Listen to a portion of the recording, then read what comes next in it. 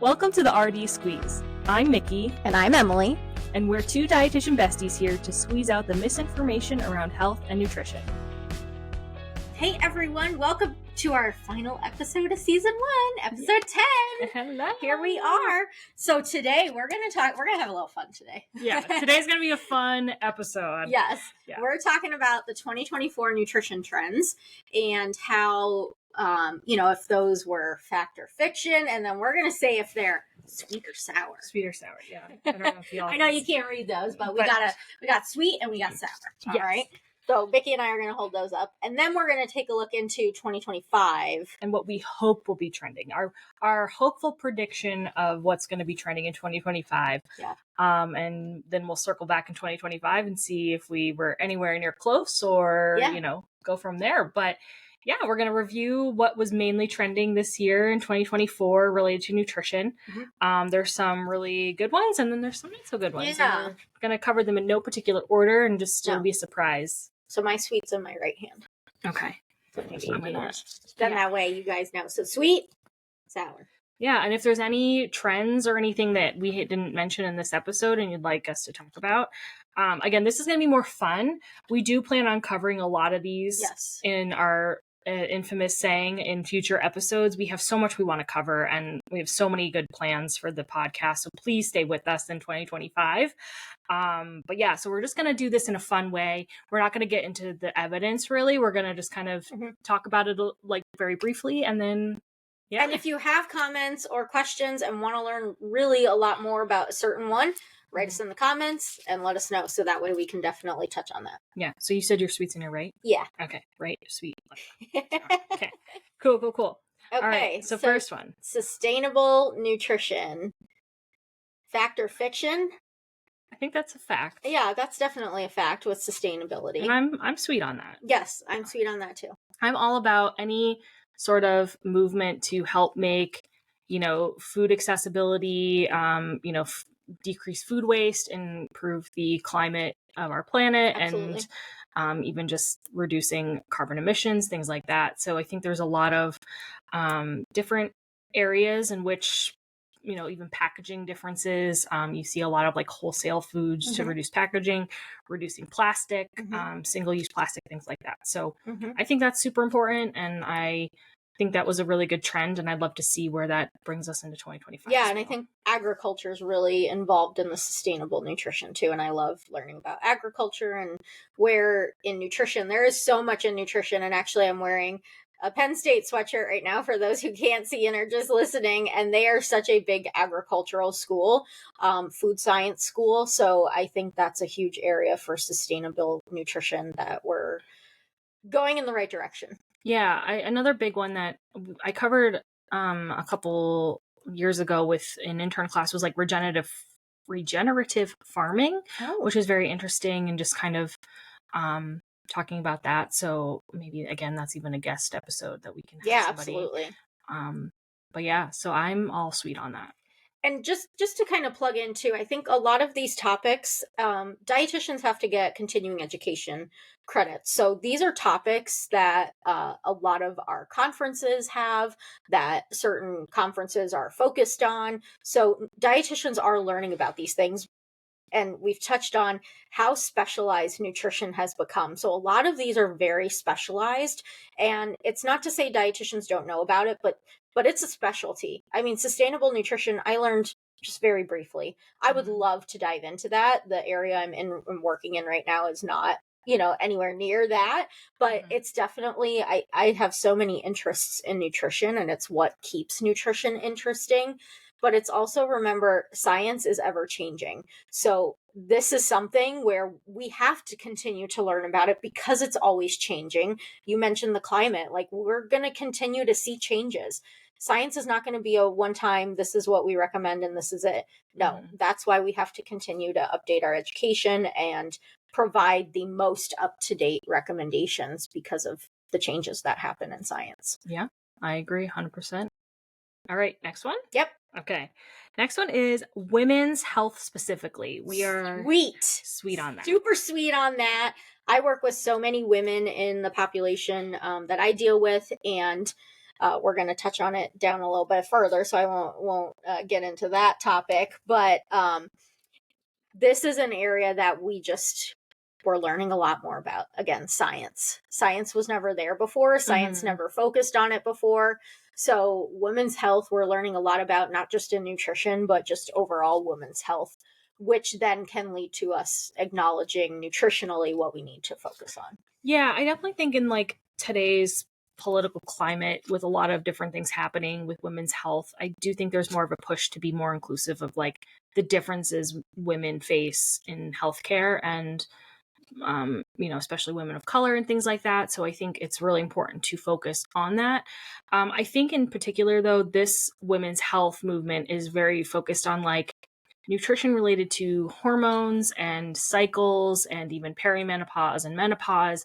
And I do think that there is a lot of valid evidence to help support, various areas of cycles. And we see a lot of women that are, trying to get off birth control and things like that just to help with their hormones, because that's usually the number one prescription is hormonal birth control to help alleviate that. So there's definitely a push to heal it more at a different level of causes and hormone imbalances and things like that, and just kind of addressing that. And then also hormone related issues like thyroids, hyperthyroid or PCOS or anything like that. And I really like the push to this.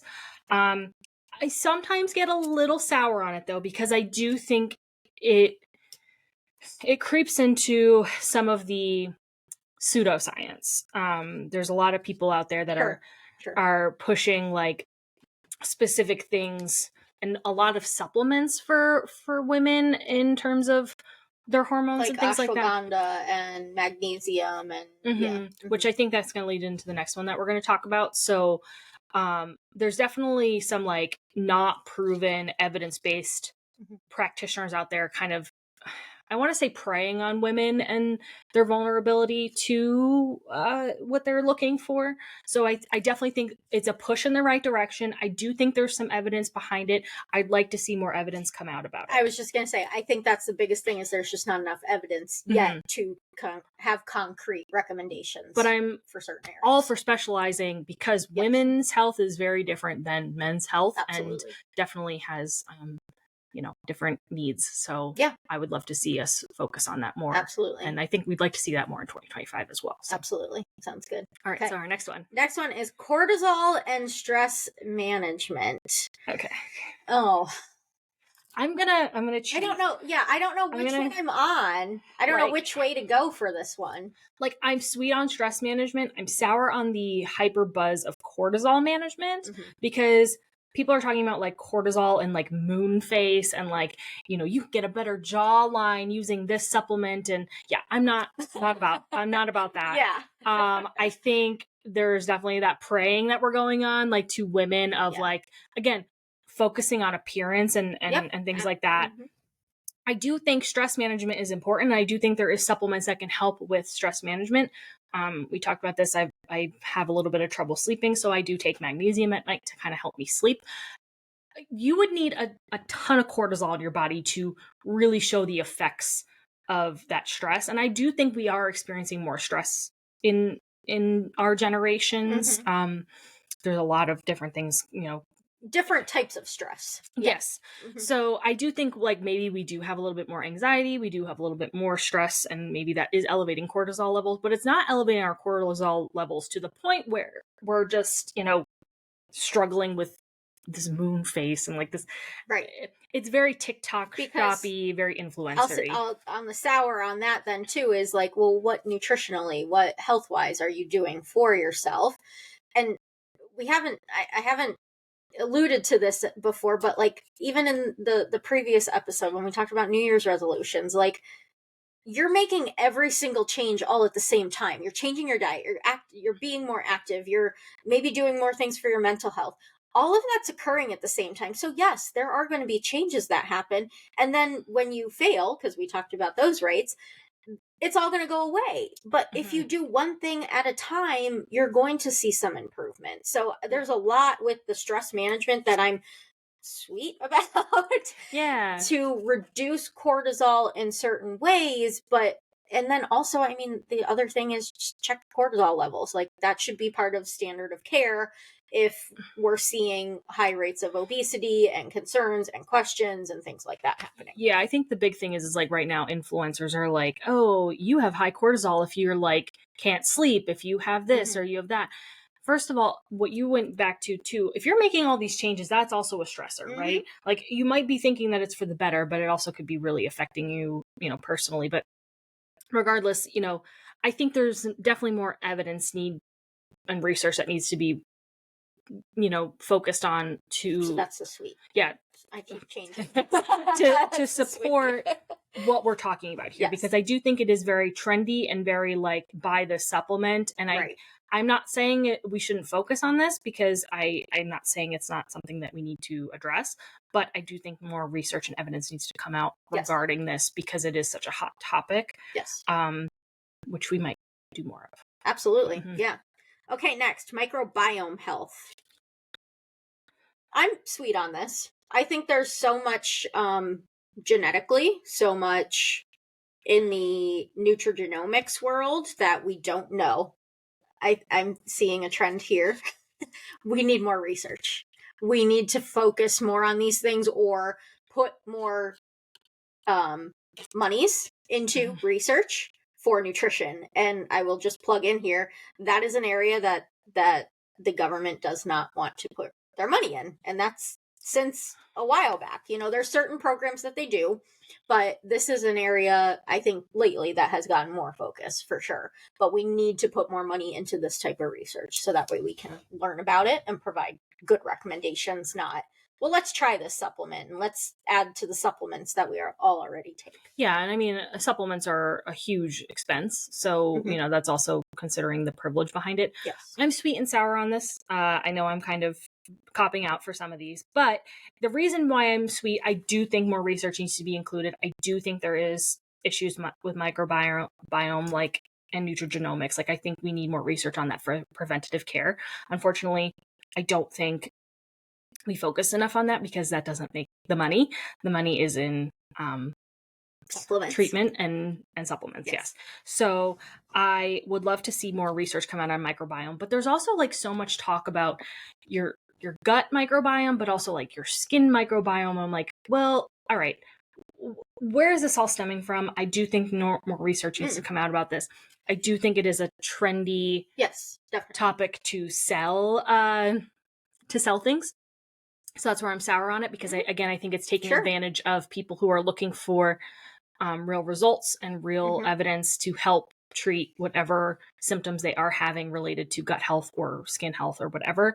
And it's kind of just taking advantage of that. So I like the idea of researching it, and sweet on that. Sour on people taking advantage of the hot topic. And maybe that's an area that in nutrition we do lack. Like, I would say that RDs seem to lack on getting onto these topics, but it's because we look for the evidence. So the people that are really hopping on these trends, they're hopping on it because it's a hot topic. They can sell stuff. It's usually not super evidence-based. Okay. So that's why people are like, oh, dietitians, they never say anything about this, or they never make a strong opinion on it. It's because more research needs to come out and more evidence needs to come out about this. Research takes time. It takes, the weight loss meds are the most popular thing right now in the nutrition world, I will say. And we don't know the long-term effects of all that. So where I'm going with this evidence-wise is that trials take time. Testing things take time. Yeah. And finding conclusions then takes time.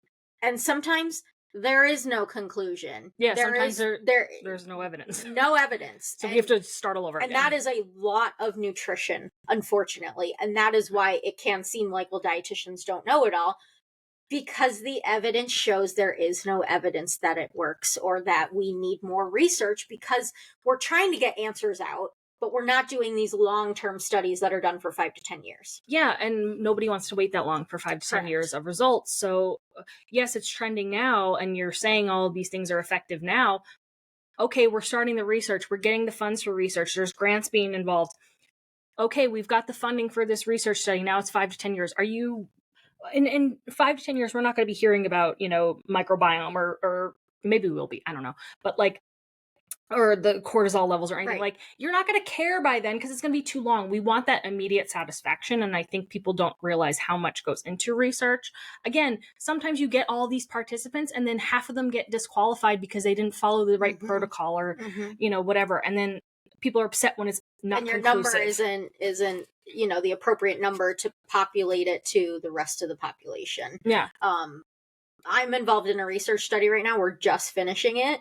I think we're on our 4th year. And this is a retrospective study. So we are literally doing chart reviews from 5-10 years ago already to look and conclude at data. Yeah. So research is very involved, and we can definitely have someone that does research often and can talk more fluently in the research. Yeah, neither one of us are super duper research. I did my master's, I did the IRB and all that, but when you're in clinical practice, sometimes you just forget those terms and everything. So anyway, we can have those people come on, share a little bit more. Most of them are in academia or academia and practice to do their research. So again, this is a big area of nutrition that is limited and that we have to use the evidence. We can't just say, well, okay, if magnesium helps you sleep, it's going to help everyone sleep. Yeah. No, that's not the case. Yes, we know it's a vital nutrient. We know if you're deficient, you need that nutrient, but we can't conclude the same thing for everyone, so to speak. Right. No, 100%. I agree. So, all right, next one. Accessible nutrition. I'm sweet on that. I will take accessible nutrition. Explain what you mean by that. So I think I know. I just want. I based it off of this one blog post. So it's not like a, I guess, evidence based. It's just a blog. It was reviewed by a dietitian though. So what they mean by accessible nutrition is basically food security. Basically government programs helping to promote food accessibility, food, like overcoming food insecurity, also, more reducing costs, helping food supply, things like that. So, cooking at home, buying non-perishables, utilizing that. Oh, I just closed that out. Hopefully you don't need any more information. Nope, any of the other topics. No, I wanted more of the audience to know. So yes, I'm sweet on that as well. Yes, I'm sweet on that. So I'm definitely a big proponent of decreasing food insecurity and making food more accessible, especially foods that are, more nutrient dense. I would like to see that more available to a lot more people. So yeah, I'm all for that. And I'd love to see that as a trend moving forward. I love that. And we live in an area actually that has a lot of food deserts. So convenience stores are more prominent in our area for certain populations, certain locations. How can we make getting them accessibility to nutrient dense foods more available? And that a lot of it does stem from government programs, I would say, but a lot of it is also the community. And then what can dietitians do to help promote that? We do have a couple dietitians in the area who do a lot with food access. So just in response or regards really to, nutrition trends, I think moving forward with the cost of food these days with, where we're seeing food deserts. I mean, we live in a very populated area. So food deserts, if you're not familiar with that term, and you can correct me if I'm wrong since you worked with it more frequently than me, but that's an area where you don't have access to really like a grocery store. You don't have access to a variety of nutrient dense foods, and you have to travel miles to get to a place like that where maybe there is limited transportation. No, you're 100% right. Most of the time they're convenience stores, and I think it's within like a certain mile radius, there's no grocery store or like where you can get that variety of foods. Or sometimes like in those convenient stores, they don't take, some do, but they don't take supplemental nutrition assistance program or like any sort of like Medicaid dollars or anything like that. So also making that more accessible, the food programs more accessible, providing more education behind that as well. I will say I do think that the government is a big component of this. and kind of depends on, the political climate and where we're seeing this. We just almost had a recent government shutdown regarding this. They did pass funding, and there was funding to the Farm Bill for one more year, which does supplement a lot of these programs. So it is very important for these to go through. I see a lot of people complaining about food accessibility and people buying foods that are ultra processed or high in sugar, high in fat with SNAP. These myths have been debunked multiple times, and there's not all fact to that, but also it depends on what's accessible. So you cannot always blame the person for buying the food that's accessible to them. You have to blame the system. So if we're going to, complain about people, you need to complain about the people that are in charge of these things. So just keeping that in mind. Yeah. I'm sweet on this. I'm very happy and I want this, but I would like to see change. So. Oh, absolutely. And I actually just shared a video about,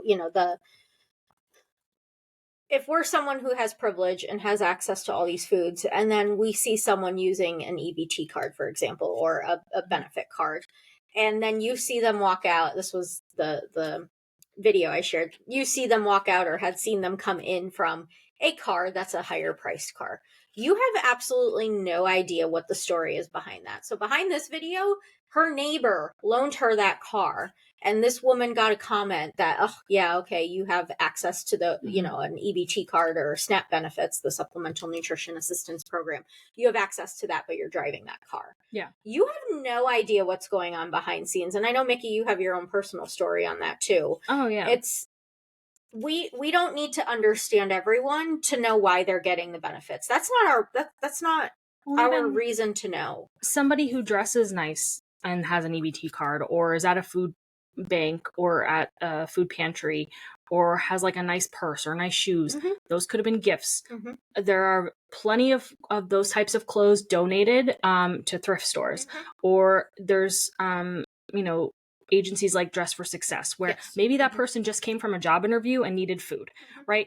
And Dress for Success gets all kinds of clothes donated to them. So regardless of what your stigma and what your bias is towards that person, you have no idea where they're coming from, and you can't judge a book by its cover is basically the big thing. Exactly. And again, I can rant about this all day.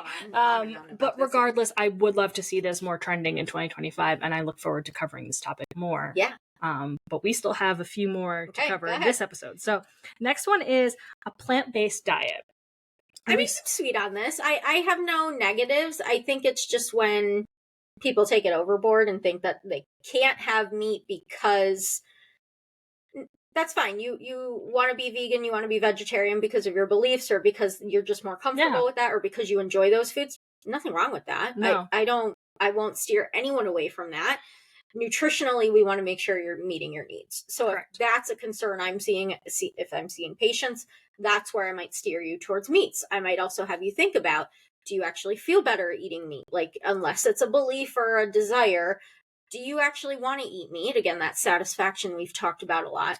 And do you just need a little bit? You don't need a lot. And I think, some of the other topics maybe we'll get into in the future are going to be more in the realm of food processing and that type of arena. So again, if that's your belief and you don't really want to do anything to have those foods, then that's okay. And so I think I'm mostly sweet on this, very minimal sour. Yep, I'm sweet on this as well. Plant-based diets also, they could be cheaper. Foods can be a little bit more accessible. They can spoil less. There's also the climate sustainability component. So less food waste, less, carbon footprint, carbon emissions, things like that. So I am all for plant-based, but again, if you are not meeting your nutritional needs, we need to look at that as a whole. We talked about this in our What I Eat in a Day. Lizzo went back to eating meat after being vegan for so many years. You are more than welcome to do whatever you want and what you believe and how you do it. And it's all about feeling better. So I'm all for it if that's what you want to do. I love to see it. I love to see people getting creative with more plant-based foods and giving people other ideas to get creative. Because a lot of times people think, what what can I make how much can I make with a head of broccoli? Right. You know what I mean? Right. Like, so I do love to see that transition. And nothing against meat either. It's just kind of whatever your preference is. Yeah. So agreed. All right, this one's a little tricky.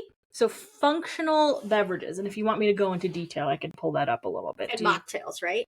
I'm so sorry. That's the next one. Sorry. we could lump those two together if you wanted. Well, functional beverages are like the maybe I won't say brand names, but the drinks that have additional properties, mostly for gut microbiome, are the biggest ones out there now, or the ones that are very low sugar that they might say and have benefits.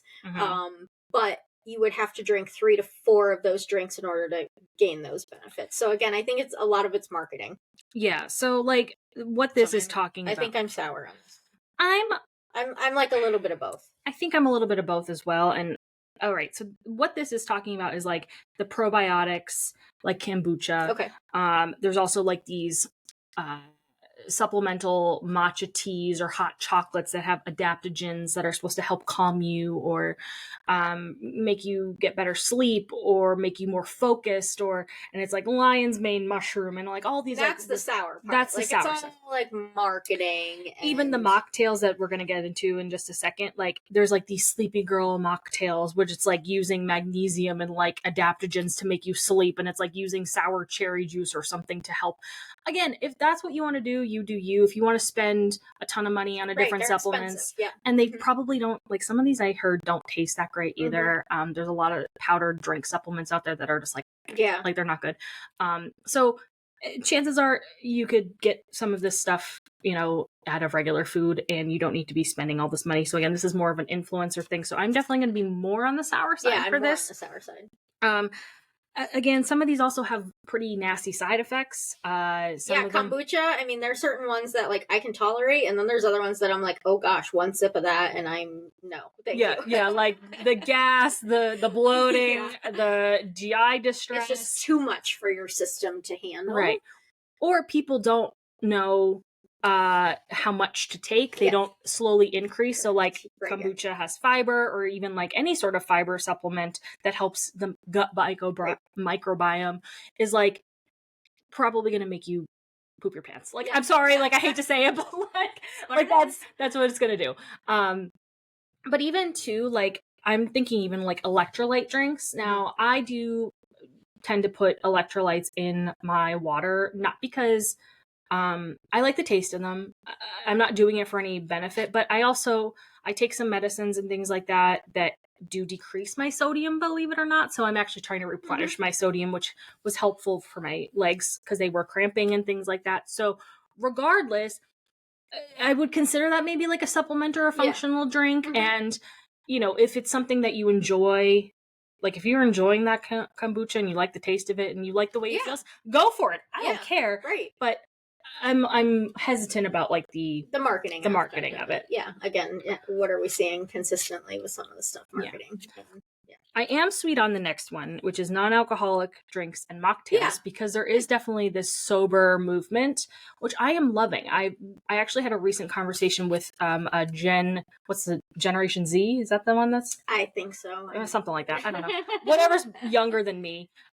They're very much not into drinking. I think they're into a little other substances, but regardless, like I don't know, me, like I remember as like growing up in college, like alcohol was like the thing to do. So I like to see that this gravitation away from it. And also the fun mocktails. I love seeing a restaurant that has mocktails, because then you can also get a drink and not feel like you're missing out. You still feel like you're fun. Like you don't have to stick with club soda or something.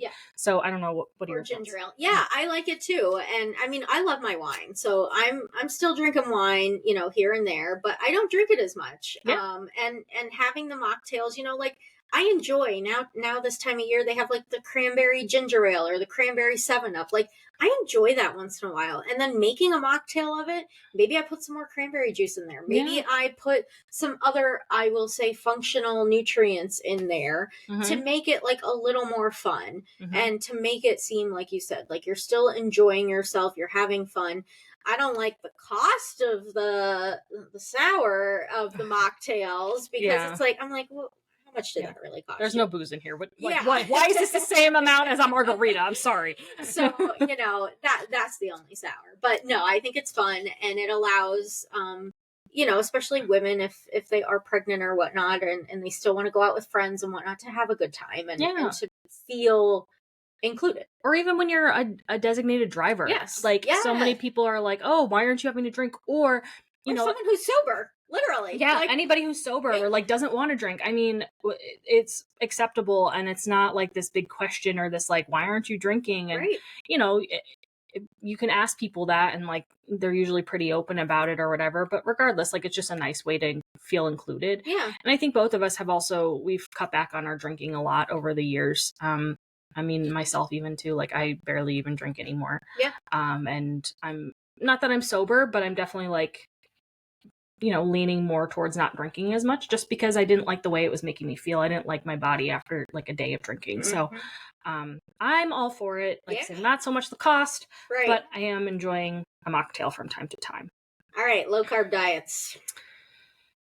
We're going to be sour on this. We're still sour on this one, because guess what? I educate athletes all the time. They need their carbs, and carbs are your only fuel for your brain, your cells, and your body. So I'm sorry, we're not going to keep eliminating carbs and increasing protein.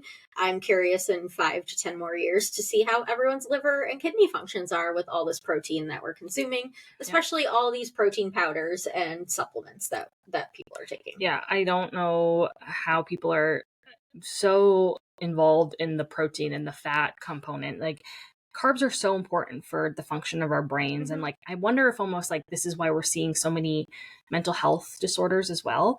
Again, there's no evidence to support that. Again, this is just my thoughts. It's just this decrease in carbs. And again, unless you are medically needed to reduce carbohydrates, there is no need to reduce carbohydrates in your life. You need them to function. At every meal. Yes, at every meal. At most snacks. You need them. Yeah. And for the longest time, they have been the primary macronutrient that is needed. And now it's protein. Well, let me just remind, our macronutrient percentage for carbohydrates is between 45 to 65% of your calories. Mm-hmm. We're seeing the opposite with protein, which protein's only 10 to 30%. Yeah, and more people are doing 40 to 60% of their protein calories. Your body can't digest and utilize all that. Not to mention there's no fiber in protein, so you're literally I don't know how you're pooping. I'm sorry, so you've got to be miserable. That's also affecting your gut microbiome. Yeah. People are talking about simple carbohydrates are affecting your gut microbiome. So is fat, and so is protein. Mm-hmm. A lot of times people who are overdoing it on fat too, they have a lot of GI distress. You can't absorb it. So there are so many issues with this. And let's talk about the inflammatory effects then of fat and protein, which could be contributing to our cortisol levels. Oh, boom, mic drop. That's the episode. No, I'm just kidding. We still have a couple more to go to. But yeah, you're so right. All of these are confounding factors, and just they all can interplay in a variety of different ways. There's not one single thing that's going to help your nutrition.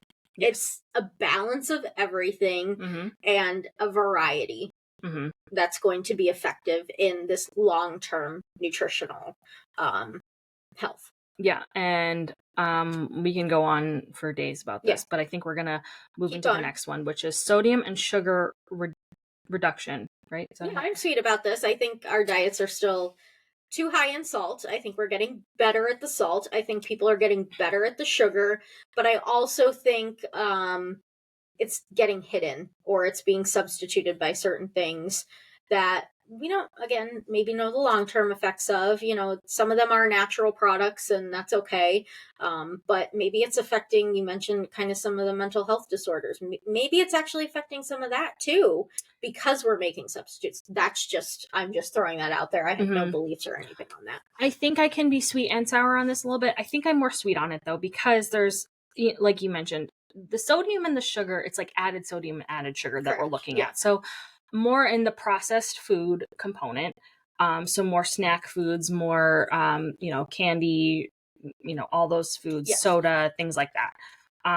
I think that's where we want to reduce it. And, there's no shame in having those things. But regardless, I do think there is a reduction that needs to happen.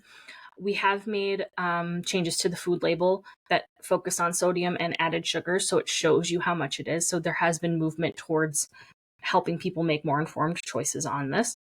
However, I think reducing sodium and sugar does not mean getting rid of fruit and getting rid of salting your food. Yep. Because we all need seasoning, and fruit is not going to kill you, regardless of what people think. Like, it's really not, unless you're allergic. Like, it's really not going to hurt you. So I do think that the salt and sugar reduction. Yeah, we're not restricting. We're not completely avoiding, because I hear that in the cancer population as well. I was told I can't have fruit. No, I want you to have fruit. There's so many antioxidants in there. Mm-hmm. Don't worry about the sugar content there, because guess what? All carbohydrates are broken down to the same sugar molecule in our body. What else is in that food that's allowing it to be absorbed in a way that's allowing our body to function better, to get the right nutrients? That's where we go with the fruits, with your complex carbohydrates, and your dairy products. That's where we want to go with those, not it's broken down into sugar and it's going to feed my cancer. That is a complete myth. Correct. Yeah, I think that covers it for that one. Personalized diets. Oh, I don't know what you mean by this one. So this one is, all right. So this one I think is more so... well, you have the word diet in there, so I'm probably going to be a little more sour on this one. So maybe this one says personalized nutrition, so maybe I made this up. But it's digital personalized nutrition market. So through... This kind of sounds like this is going to the next one, kind of like AI and like tracking. Should we combine those? Yeah. We could. Tracking individual outcomes, can track nutrient intake, monitor progress. So I mean, nutrition is individualized. It is. So individualized, sweet on, sour on the constant need to track and affecting our relationship with food in terms of tracking weight loss, health outcomes. Like, I don't know. This is where research comes in. Correct. If they were doing a research study on that, all in for it. But to do it for your life, for monitoring purposes, not necessary. I'd like to see personalized diet or personalized nutrition be medical nutrition therapy. Yeah. That is what I would like to see it change to, because medical nutrition therapy, if we're looking to treat and prevent disease, that is where medical nutrition therapy comes in, and you do not have to track in My Fitness Pal or anything like that. You don't have to track everything through that. That is why you have a healthcare professional to help you with that and can monitor. That's where our education comes in, to acknowledge and recognize what's missing and what could be leading to other things. Correct. So kind of leading into that, artificial intelligence in food is kind of talking about personalized meal plans, dietary habits, overall health. This is expected to become a huge business. So I think I'm sour on this because, again, nutrition is individualized. So the individualized meal plan, I can understand that. However, it needs to be changing. It needs to be ever fluctuating. It needs to be a varied diet, because just as people come to us now, I want a meal plan. Well, no, I'm not going to give you a 2-week meal plan. You're not going to follow this every 2 weeks for 365 days. You're not going to do it. I'm telling you, you're not going to do it. So I'm not giving that to you. And ethically, I know you're not going to follow it, and it's not going to happen. So why would I give that to you if I know it's not going to work? That's where I don't like this, because we're looking at exact, and nutrition is not perfection. Correct. I agree with you 100%. I'm sweet and sour on this, because I do think there is a place for AI. I am not against AI. I am against people misusing it and replacing that contact that we need. So through a dietitian, through a healthcare practitioner, I am against replacing that. I am for creating easier meal plans or grocery lists or something like that for somebody who needs ideas or whatever. I am all for that and using it as a tool to help simplify your life. I am not for it replacing any sort of actual healthcare advice. So yes, it can help you create ideas and I like that. and things. The tool. It's a tool. It's a tool. It's not a replacement for Yeah. actual medical advice. So yeah, that's how I feel about that. Those are our trends from 2024, and I'd like to see some of these kind of fold into 2025. Yeah. So I can start because I kind of listed a few, and then if you want to add any more, you're welcome. So I want to see the food accessibility continue to trend in 2025. I'd really like to see healthcare access get better, and just that overall stigma reduced, especially for like women in healthcare and things like that. And I really want to see RDNs more involved in the interdisciplinary level. I want to see them seen as professions that are valued. And so many of these trends can utilize a dietitian in so many different ways. And I really want to see that. So absolutely. I don't know what you think. Okay, so mine are probably, we need to get the Medical Nutrition Therapy Act passed so that way RDNs are able to be utilized in so many other health conditions. As a reminder, we are only reimbursed for kidney disease, renal health, and diabetes at this point. Not even obesity, which other not even healthcare providers are trying to get reimbursement for, or at least trying to have scope of practice for. Obesity is such a complex medical diagnosis. Yes, it is a medical ICD-10 code. There's so much to it. It's not just eat less, move more. That's never how it was, but it is so much more complex now. Yeah. So Medical Nutrition Therapy Act, that includes so many more diagnoses that a dietitian will be able to be reimbursed for. I hope that's a new trend, at least maybe that facilities will approve of that or reimburse dietitians more, even if it's not through an act and through Medicare and Medicaid. Hopefully insurances will tack on to that. Another trend, I just want to see more like, I'm going to use the term whole foods. Whole foods being promoted, I think it kind of flows with the plant-based diet. So I would like to see that continue in the realm of how can we help nourish our bodies more? How can we get nutrients into our diet? I think those are like the biggest things. And nutrition for women, especially in the menopausal age. That's a big area right now because those women right now that are in that age group or going through menopause or postmenopause or perimenopause, all of those age groups grew up with the Barbie that was a stick figure. And so their mindset is wrapped around their weight. When they get to that point of gaining weight and nothing in their lifestyle has changed, unfortunately, there are always going to be changes that are happening. And we talked about the stress response and those types of things. What is all affecting that for a woman of those ages? And how nutritionally can we promote a more nourishing body? Not a skinny body, not a thinner body, but how can we promote a more nourishing body to set them up for success as they age? Yeah, that's right on the money. I really like that. And I agree. I think, those are definitely things I'd like to see in the future, especially in the upcoming future. So fingers crossed, arms crossed, eyes crossed. I don't know, everything crossed for those things. But yeah, so that's what we'd like to see trending in 2025. We'll circle back in the end of 2025, maybe 2026, see where we're at. There's a lot of moving parts to this, so that'll be exciting. So let's finish this episode on our sweet and sours. What do you think? Okay, sounds good. All right. Do you want to go first on sours? Sure.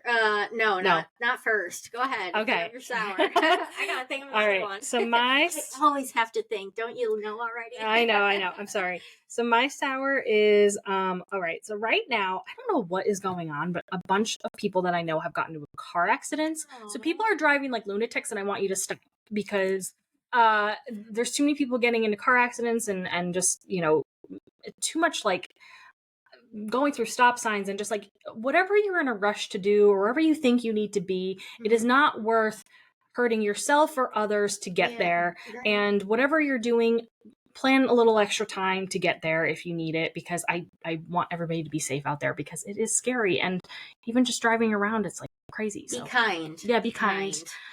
the road rage needs to chill. So yeah. All right. So my sour is that I think looking into the next year, I usually take vacation like in April and go somewhere. I'm not sure if that's going to happen. Now, I'm going to take vacation, but I don't know if I'm going to just be a staycation. So that's kind of my sour, is that I know it's a staycation and I'm off of work, but it's still, I want to go somewhere warm and sunny, and I just don't know if that's going to happen. And it's always nice to look forward to things too, like that. Yeah. Especially, and I've already determined, like, I have to take a vacation like end of March, early or mid-April, because I can't wait until Memorial Day / June to no, that's too be long. on a vacation. So that's 6 months almost. For sure. Yeah. All right. So my sweet, so I shared that I'm going to be speaking at the AME in March, but I'm also going to be speaking at the Empower Conference. It's at Kalahari this year. It's around Pennsylvania, so I think it's through the Chamber of Commerce. And I applied and they accepted me. So great. I think that was another kind of thing I wanted to do more, was more professional speaking. Okay. So I have 2 booked in the new year, so I'm very excited about that. That's a great accomplishment then. Thank you. Yes. Yeah, I'm excited. Good for you. Okay, my sweet. I just had it and now I lost it. Oh, I'm sorry. I shook you up with that one because I didn't tell you about that beforehand. Usually it's like big news. That's all right. All right, my sweet. Okay, I think I got it. Is that so I think I mentioned I coach volleyball before and I started our club season. So New Year starts all of our weekend tournaments. So I'm looking forward to those. I know they're all day or all weekend, some of them. Yeah. The first one, this next one's all weekend. Good luck. But I'm looking forward to them and just kind of hanging out with the girls. I know they don't want to hang out with their coach, but getting to know them a little bit more and understand, where they want to go with volleyball and what kind of goals we can set for them, so that way they actually improve. And if they have long-term goals of being a volleyball player, how I can help them with that. Oh, I love that. Yeah, congrats and good luck. Yeah. I hope it all goes well. Thanks. Hopefully you win bunches. Hopefully. Yeah, they're a good group of girls. So. Awesome. Yeah. Well, this is wrapping up season 1 of the RD Squeeze. We are going to take a little bit of a break and be back with season 2. Yes. So stay tuned for that. And otherwise, enjoy the rest of your day. Happy New Year. Do you want to give like a preview of season 2 a little bit? Sure. I think one of the big things that I think we plan on focusing, hopefully, is really creating like a student toolkit for applying for programs. So this is where my expertise kind of comes in a little bit, but it is that time to be applying, and people are accepting for fall of 2025.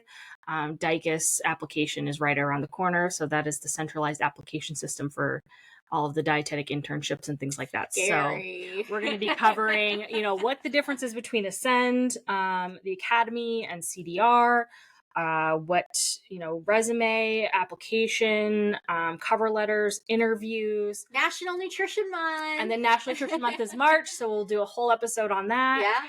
And then we're going to go into some other topics that are really exciting. And yeah. Season 3 will get into like those individual topics that we know we want to cover, but we just wanted to get season 2 out with more information for our students and interns, current interns, and maybe future potential students as well, if you're interested. Second careers, all that jazz. Yeah, there's all these different types of programs and pathways, so I think we plan on covering that a little bit. So it's gonna be great. And then season 3 we'll do a little bit more of the individual topics, and we've got a lot planned, so don't think that the RD Squeeze is going anywhere anytime soon. No, we got a long way ahead. Yeah, and if you have been listening to us this entire season, thank you so much for supporting us. We love you so much. We've already got a bunch of streams, and just we really want to thank you all. Yes.